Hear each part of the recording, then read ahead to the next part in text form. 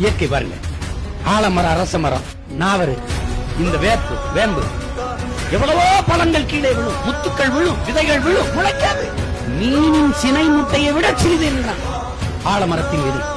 மீன் இருக்குல்ல, மீனின் சினை முட்டை வளர்க்கும், அதை விட சிறியது இந்த ஆலமரத்தின் விதை.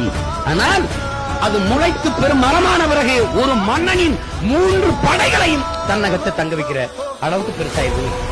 அந்த மரங்களின் புனிதம் என்ன? எதற்கு நம் முன்னோர்கள் கோயிலை வெட்டி, குளத்தை வெட்டி, கோயிலை கட்டி அங்க ஒரு ஆலமர, அரச மரத்தையே நடனம் 24 மணி நேரமும் அது மூச்சு காற்றை ஆக்சிஜனை நல்லா வேர்க்கும் அந்த மரங்கள்.